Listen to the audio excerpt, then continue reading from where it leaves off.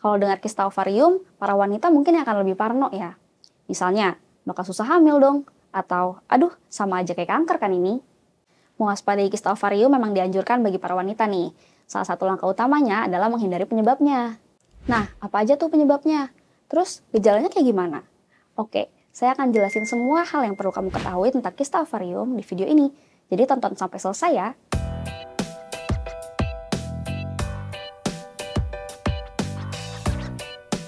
Halo, saya Dr. Putri dari Halo Dokter. Kista ovarium adalah kantong berisi cairan yang tumbuh di indung telur atau ovarium. Biasanya, kista ini bisa muncul selama masa subur atau selama wanita lagi haid, karena dipengaruhi oleh perubahan kadar hormon yang cenderung nggak stabil.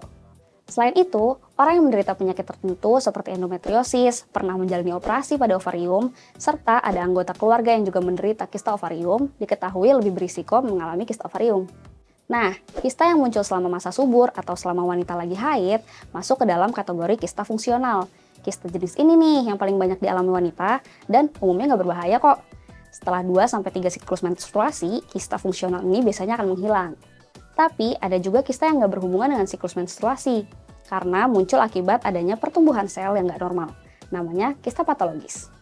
Kista patologis ini juga bisa tergolong sebagai tumor ovarium.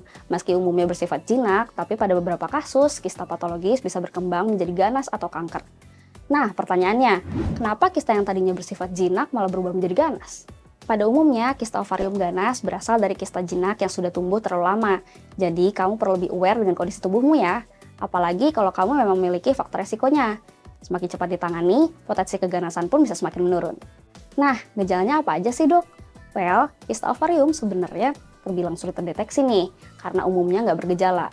Kecuali kalau kista sudah berukuran besar, pecah, atau mengganggu fungsi ovarium, baru bisa menimbulkan gejala. Di antaranya, sering buang air kecil, nyeri saat buang air besar dan berhubungan intim, perut rasa nyeri seperti ditekan, perut rasa begah atau kembung, siklus haid nggak teratur, nyeri panggul sebelum atau selama haid, nyeri panggul yang tiba-tiba dan parah, bahkan bisa disertai mual dan muntah. Memang pada sebagian besar kasus, kista ovarium baru terdeteksi saat wanita menjalani pemeriksaan USG nih. Makanya, kayak yang saya udah bilang tadi, kalau kamu punya faktor risikonya, sebaiknya rutin ngecek kesehatan ke dokter ya. Apalagi kalau emang udah merasa siklus haidnya nggak begitu teratur. Atau seenggaknya, sebagai langkah awal, konsultasikan dulu aja ke dokter kandungan.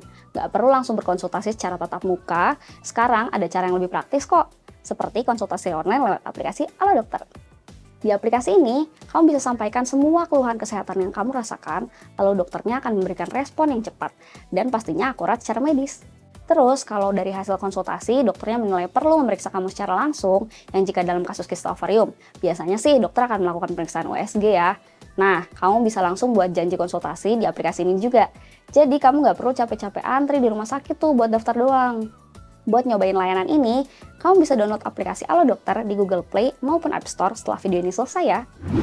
Kemudian, jika benar terdeteksi adanya kista ovarium, dokter akan memilih terapi pengobatan yang sesuai dengan kondisi kista. Misalnya, jika kista masih berukuran kecil dan nggak menimbulkan gejala yang berarti, dokter hanya akan memantau kondisi kista dengan pemeriksaan USG selama beberapa minggu atau bulan.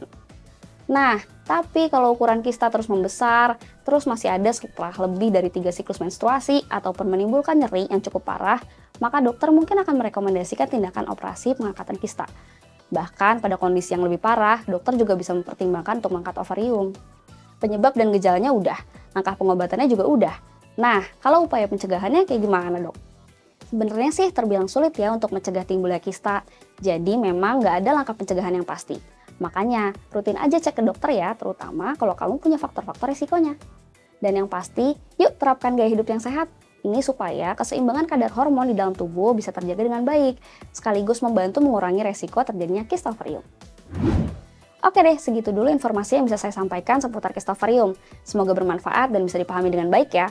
Kalau kamu masih mau tanya-tanya lebih lanjut, bisa langsung chat bersama dokter di aplikasi Halo Dokter.